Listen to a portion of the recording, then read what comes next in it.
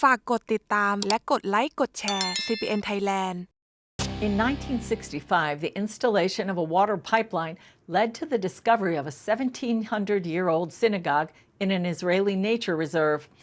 There, excavators found a scroll burnt beyond recognition. At least that's what they thought. Here's Chris Mitchell with the rest of the story.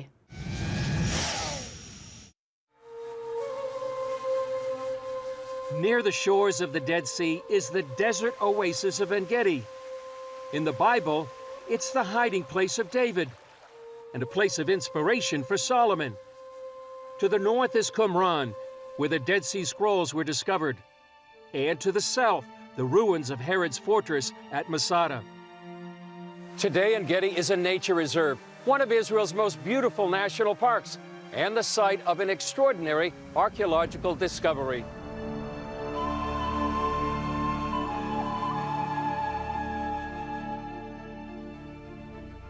The ancient settlement of En-Gedi was destroyed by a fire in the 7th century.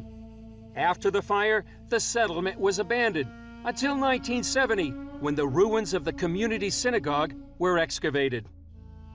They found within the synagogue the holy place, the Bama, with the Bible, and they found it all in ashes. And in the ashes, they found a hoard of coins, they found a menorah, and they found a massive amount of ashes that already then they suspected were a scroll, but it was ashes. Forensics experts tried to decipher the rolled-up scroll, which looked like a cigar. But in 1970, the technology was limited, so eventually the scroll was stored at the Israel Museum. Fast forward to 2015, when archaeologist Sefi Porat retrieved the burned scroll and took it to a team of conservators who work with the Dead Sea Scrolls. One day he walks in here with this, it was still the top of one of the boxes with all these ashes and says, "Can you please image this?" And I said, "Sefi, you must be joking. This is ashes." He says, "Yes, but they said you have such a system." I said, "Yeah, it's not miracles though. I mean, it's not as if the ashes can come back to life." Eventually it turned out that they could. Nobody, by the way, touches the scrolls. I don't touch them either. It's only these 4 or 5 conservators. And we did a CT scan, a tomography of all of these. And already then, it seemed as if that piece of charcoal was the most promising.